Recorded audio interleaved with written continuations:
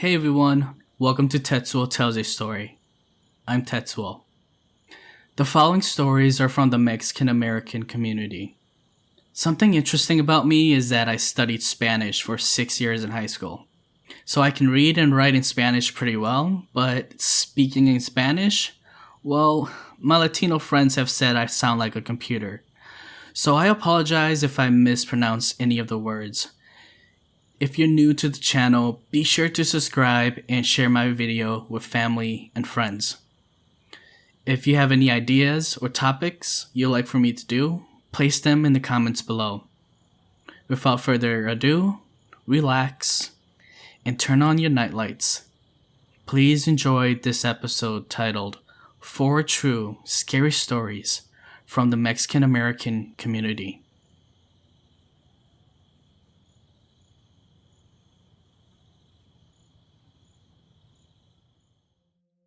Story 1. Hi.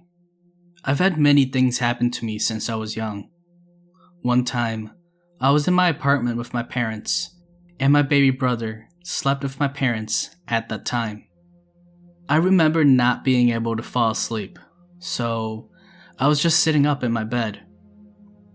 My bed was placed in the middle of the room, facing my door, which led down to a hallway. Okay, so from left to right, outside my bedroom, this is important because at the end of the left side of the house was the kitchen and the living room. On the right side, a little further past my bedroom, was my parents' bedroom. So here I was, just sitting in my bed, making up stories in my head, when I see a figure. It was short, with spiky hair, much shorter than me. And I was only 7 years old at the time. It looked as if it had a suitcase in its hand. It just kept walking from where my parents' room was to the kitchen. Even though I was young, I knew that if I brought it up or even talked about it, this thing may come back. Eventually though, I told my parents about what happened, but not the whole story. I just said that I saw something in the hallway. From then on, after I told my parents what I saw, I started sleeping in my parents' room. One day, my dad had enough, and he sent me to sleep in my room. I was so terrified. My mom only told me this a few years ago, but during those sleepless nights, she also couldn't sleep. As a result, my mom would come and sleep with me. And that's when she saw the creepiest thing ever. While she was in bed with me, she looked at the door frame and she saw the Grim Reaper, or something that looked just like it. Since we are Mexican, we call it La Santa Muerte. When she saw it, she closed her eyes tightly. She started praying and eventually fell asleep. When my mom woke up, she told my dad that we needed to move out ASAP. And so, we did. Only a few years afterwards, while we were driving, we'd driven past these apartments that we used to live in. My mom says, "Mi amor, remember when you said that you saw something in the apartment?" I responded, "Yeah? Why?" She then proceeds to tell me something super scary. My mom found out that through a friend that they were practicing some type of witchcraft in the apartments. I still don't really know what I saw or what it was. Some small, short creature with spiky hair in a suitcase. So, that's my story. Does anyone know what kind of thing that I saw? That would be pretty cool to know.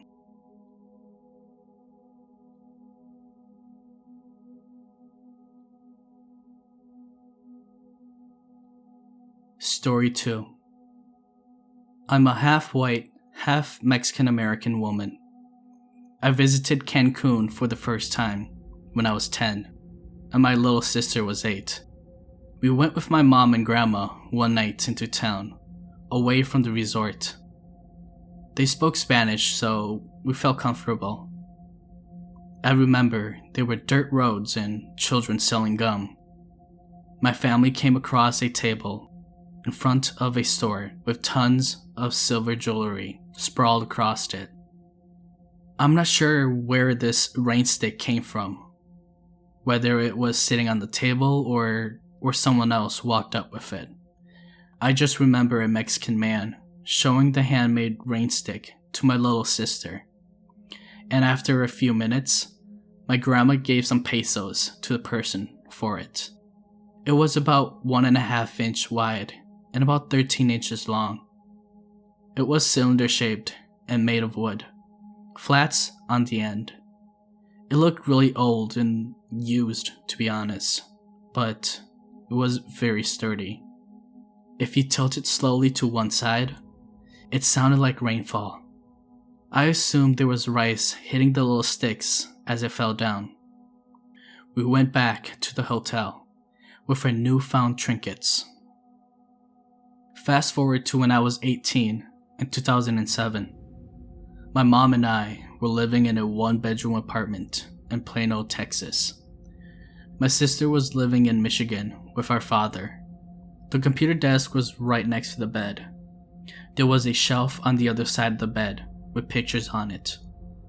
My mom had been going through some old belongings and placed the Rainstick on the left side of the shelf. I was sitting up on my bed and my mom was sitting down in front of the computer. I was bored and I picked up the Rainstick to hear the soothing sound of rain, and this brought back memories of my childhood. I thought it would be fun to start shaking it like an instrument and make a musical beat. As soon as I did that, I was now in front of a fire in a circle of dark figures wearing little clothing. We were all sitting, surrounded by tall grass. No buildings, just out in nature. Their appearance and the feeling there was tribal. I was playing the Rainstick, shaking it, while some of them were chanting a foreign language that I did not understand. I noticed that my hands were starting to become black, and suddenly I was back on the bed, and my mom and I smelled smoke. It smelled as if there was a fire burning in our apartment. We then witnessed a white fog slither up the Rainstick. We screamed at the top of our lungs. We then ran out of our apartment as I dropped the stick. We calmed each other down, thinking about what we should do next. I told her about the vision that I had playing the Rainstick. She decided that we needed to find a curandera or curandero. They are shamans. We figured that this Rainstick might have been used for voodoo or something, and we wondered where this Rainstick originated from. We realized that we don't know how old this stick was and how many people had owned it before us. We prayed that whatever came out of that stick didn't follow us to the car. We were freaked out, scrambling through a phone book, trying to find a shaman. We drove to the Mexican side of town, desperately trying to find a shaman. But it was past 10 p.m., and all the spirits and psychic shops were all closed. We built up enough courage and returned home. The smell of the campfire was gone. The only logic that I had at this time was to call this musician guy that I was dating. His mom was a well-respected psychic in Dallas. He told me to wrap the Rainstick in red material and to place it in the closet right next to the front door. Me and my mom felt very uneasy with it still in the house, so we placed it right outside our front gate. The next day, one of my sister's friends came by, a Native American man. We often referred to him as Ashtray. He knew that I liked smoking the ganja, and so he brought a joint. I asked if he could get a bag of bud for me. He mentioned that he was hanging out with a friend that might have some, but he didn't bring his friend over because I didn't know him. So Ashtray left and he went to go get my bag of bud for me. I left to walk 2 buildings to hang out with a friend of mine while I waited for Ashtray to come back. After waiting, I headed back home. As I headed back home, I noticed at the building facing ours was a dude about 16 to 18 years old standing behind the staircase, staring at our apartment. I assumed that it was Ashtray's friend, waiting for him to come back. I said, "You don't have to wait here, my dude. You can come in."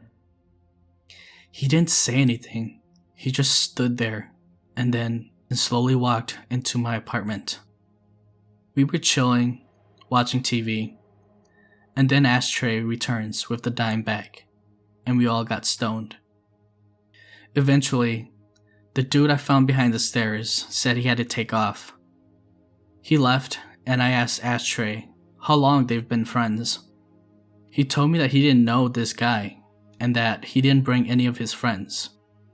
I was pretty freaked out at this point, and I told my mom all about it. All 3 of us opened the door and noticed that the Rainstick that was placed outside was gone. We know that this creep must have taken it. My sister came back from Michigan the next day. I described the guy from the stairs, and she knew who I was talking about.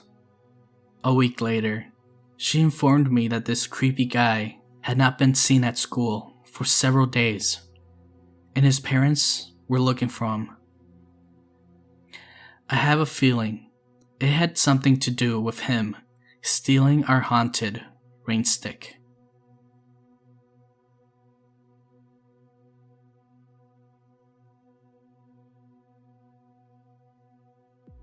Story 3.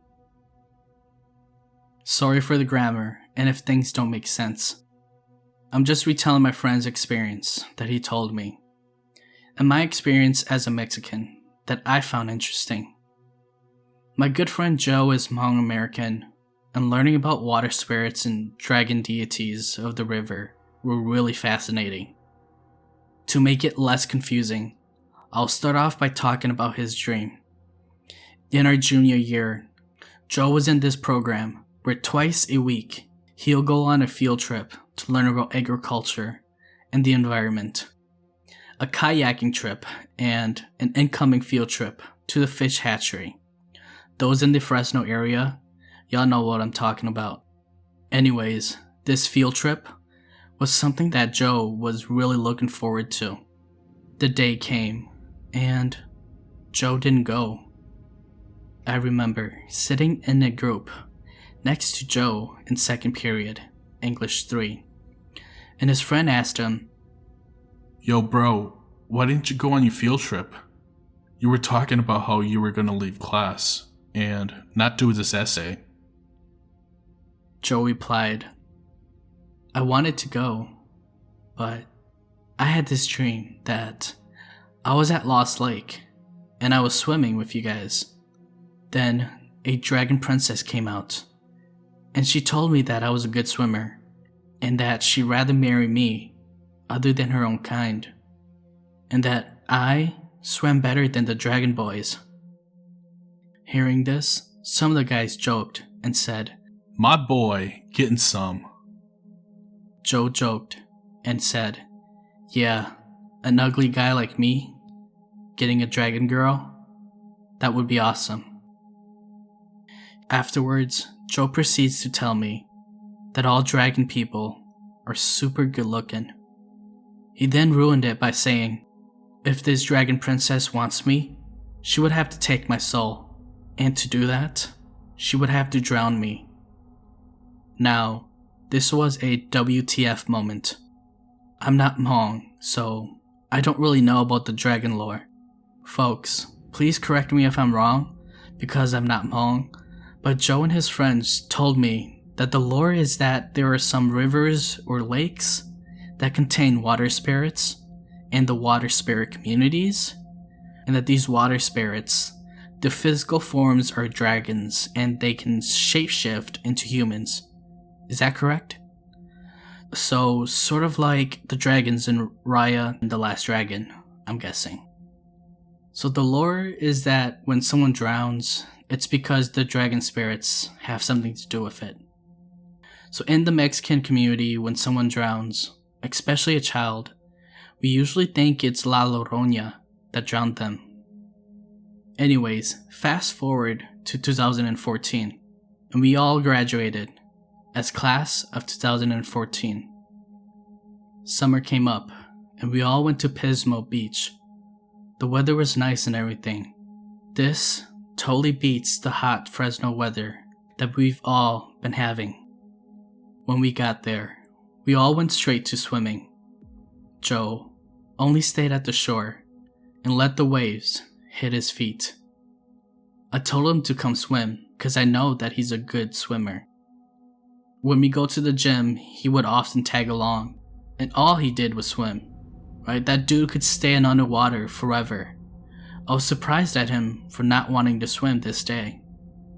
Then, my friend Darr tells me not to bother Joe and to just let him stay there. Joe looked pretty bored because seeing how he loved swimming but couldn't swim, it sucked. And the thing is, Joe paid for most of the gas so we can come here. We were all swimming and would occasionally go back to the shore to keep Joe company. As we were swimming, I saw that Joe started to look for seashells and the little sand crabs. Our other friend, Jerry, pointed out and said, "Hey, look, Joe is flirting with a girl." I'm not sure if she was Hmong, but she looked beautiful in her simple one piece and short. I was checking her out, and I noticed that she had a nice turquoise and jade bracelet on. We went back to shore and saw that they were talking. It didn't seem like Joe was flirting.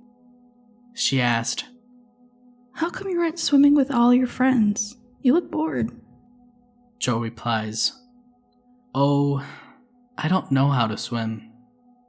Of course, Joe was lying. My guy was a terrific swimmer. The girl flirted back, "Oh, I can teach you how to swim." Now, Jerry and I kept telling Joe and pushing him to go swim with her. But Darr and Ling kept telling Joe to stay and kept implying that, hey, Joe really can't swim. This girl also kept insisting that she'd teach Joe. Darr then asked, "Hey, that's a nice bracelet you got there. Can I see it?" The girl then lets Darr visually inspect it. Then Darr asked, "Oh hey, is it okay if I wear it? I want to see how it looks like on me." The girl paused, and I could feel this thick air of tension.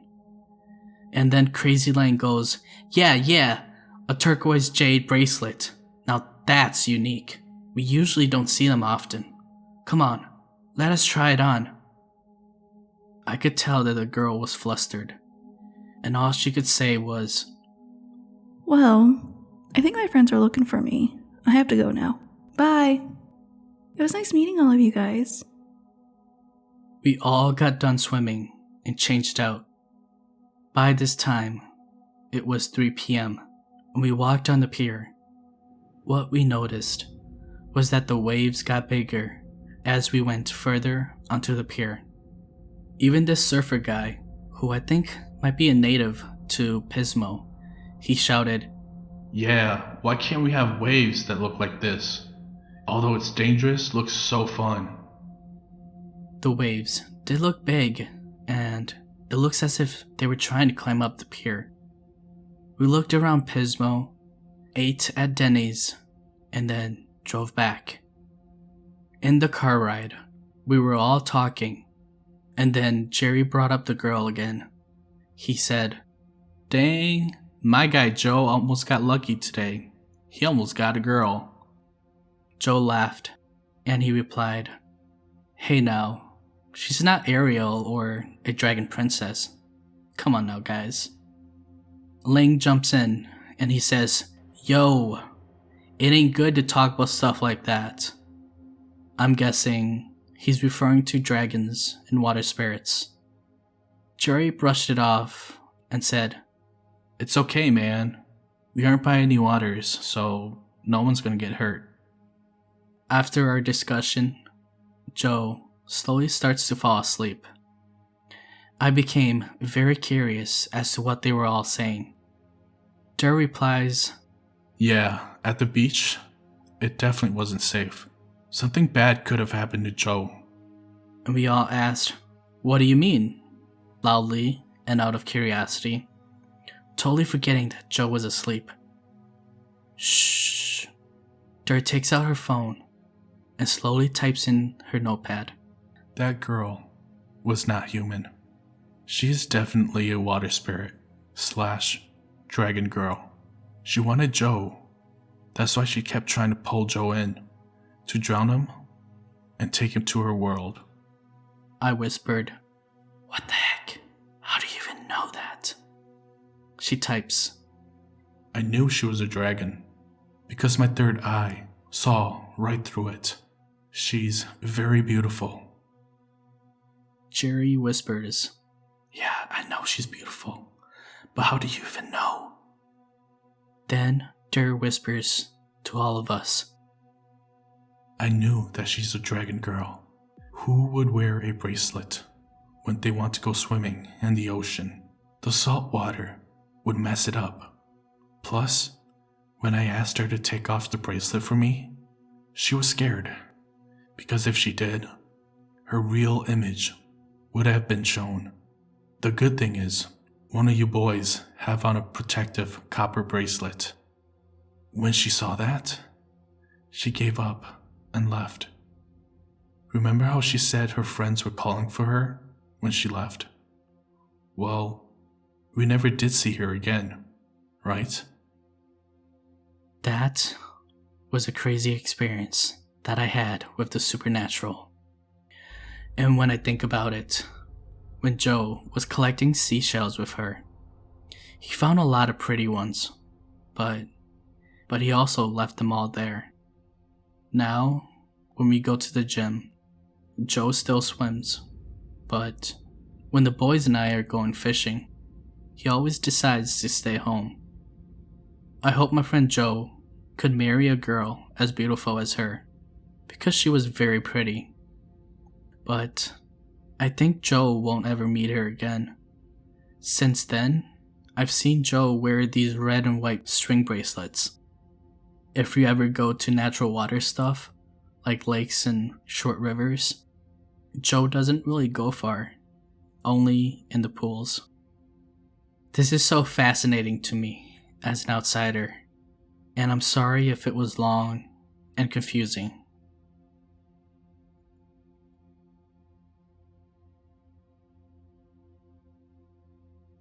Story 4. This is a paranormal story that happened to my mom when she was 9. She and her family lived in the outskirts of a small town in the Monterey Bay area in 1975. The house my mom lived in was on top of a hill with a winding road leading to it, facing a lake. There were no neighbors, and the other houses were a distance away. What my mom knew of the house was that it was built in 1927. It was an old white wooden Victorian home. She said that it was completely out of the way, far from Watsonville, California, a small town 25 minutes east of Santa Cruz. It started off as a community for immigrant workers who came here for a better life. She said that the rooms were big, with plastered walls and massive windows in every room. That it had been painted so many times in the house's history that the windows were basically sealed shut. My mom recalls the windows were so high off the ground that you couldn't break into them. I'll warn you ahead, this is pretty disturbing. And if I sound dramatic, this is from my mom's point of view, so bear with me. My grandparents worked far.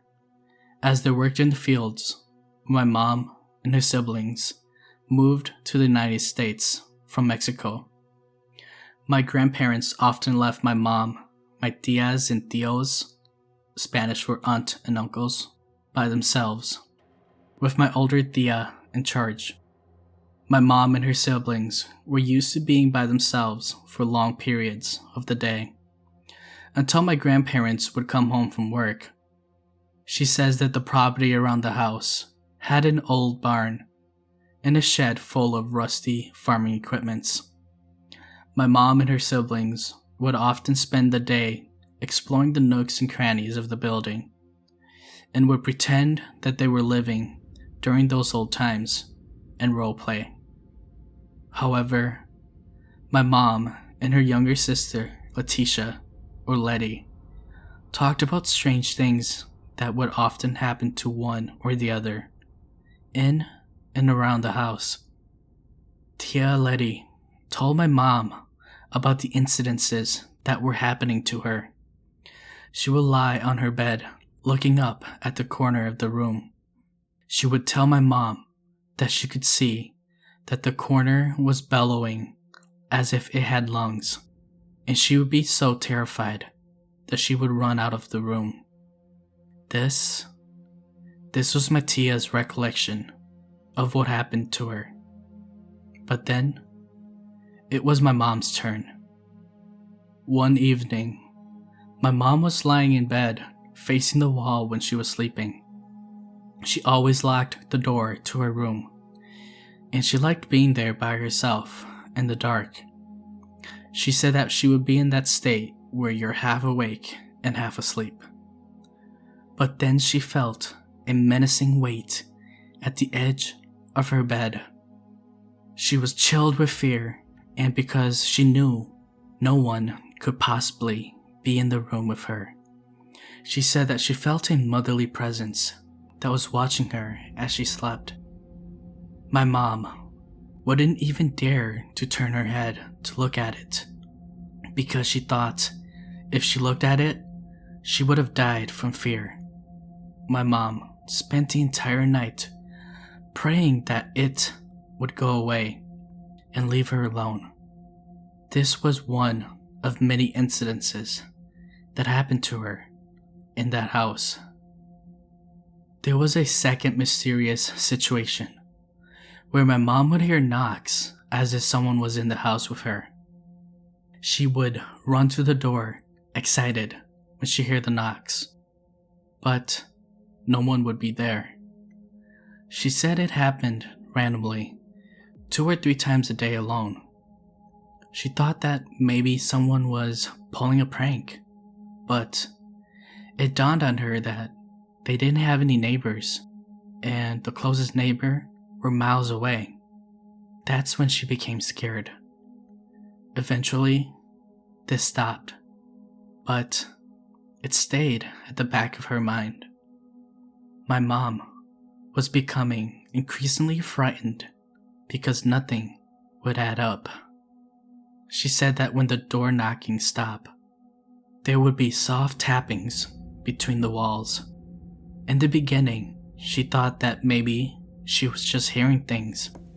She didn't pay no mind to it, but she constantly kept hearing these soft tappings from inside the house, day or night.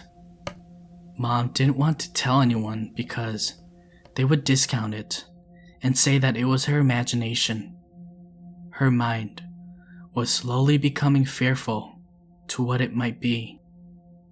One night, my grandparents left to go grocery shopping in another town. My mom decided to stay by herself because she thought it was boring, but she completely forgot about all the things that were happening in that house. Later, my mom was sitting in the living room because her family left early, and she was thinking in her mind that they would come home before dark. She was there, in the living room, all alone, while it was completely pitch dark outside. She said that all she heard were the frogs croaking by the lake and crickets chirping. My mom said that she was getting a feeling that she was being watched through the windows. But the windows were so high for someone to peer or look through. At that point, she was running through the house like a headless chicken, full of panic and fright. And if it couldn't get worse for my poor mom, the tappings came back. This time, much louder. My mom was thinking that she was becoming insane, or that fear was grabbing a hold of her head. So she decided to confront whatever it was that was doing it. She started to follow the noise from where the tapping was coming from. It was towards the back end of the house, near the back door. As she inched closer and closer, she put her ear against the inner wall of a small, dark closet near the back door where the knocking was coming from outside. And what she told me next gave me goosebumps. She said that she could hear the loud wailing noise of a baby bawling and crying as if it was trapped inside the closet. Mom couldn't even bother to check because she was so shooken up. Then, for a quick moment, the tappings inside the house came back, but much louder, as if someone was banging on the door. She ran all the way to her room, locked her door, and went to get her rosary. My mom waited for what seemed like forever for her family to come home. After that, she never thought about staying alone again. After this incident, my mom was done hearing things, and now she would finally face who and whatever it was that was doing all this ruckus to her. Yet another dark night in the middle of the summer, my mom and her siblings were eagerly waiting for her dad to come home from work. She ran to the back door, anticipating her father's arrival. My mom opens the door without hesitation, hoping that it was her dad coming back home from work. But what she saw shook her to her core. She says, at a distance, almost close to her, she saw a solid white ghost, shaped like a woman, floating across the backyard, going from one corner of the old barn to another corner. That corner used to be where an old watershed was standing. Now, that old watershed has been demolished right after my mom and her family moved in. It was knocked down because my grandparents were concerned that the old decaying shed would cave in while my mom and her siblings would play in it. When the ghost woman reached the shed, she disappeared into thin air. My mom was speechless as to what she saw and ran back into the house to my abuela. She couldn't even speak to my abuela. After a while the anxiety left my mom, she told abuela of what she saw.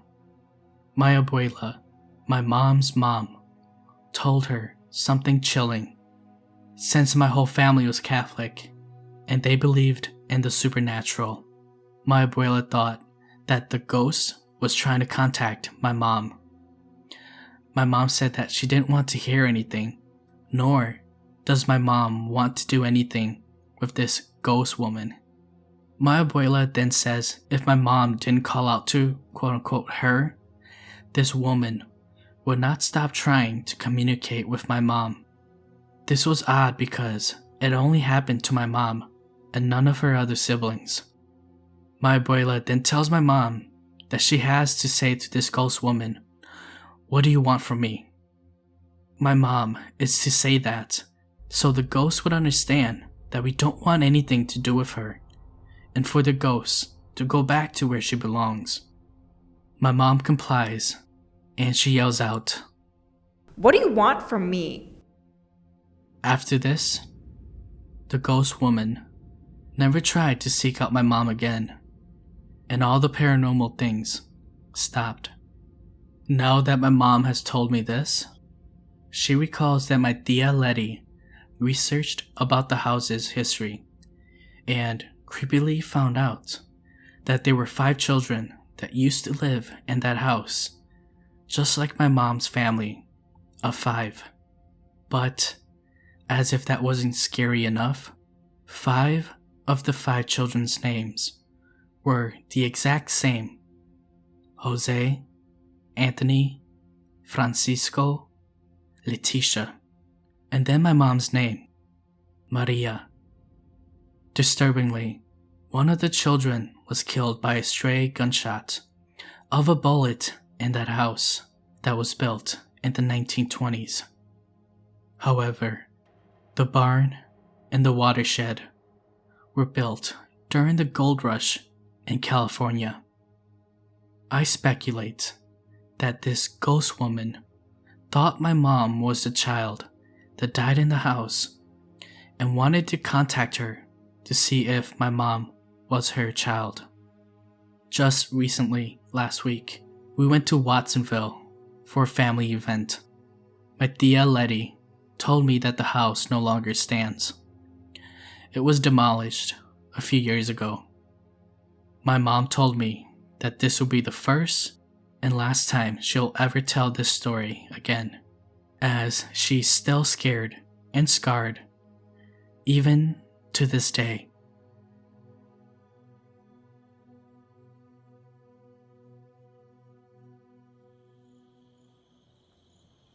Thanks everyone for making it to the end of this episode.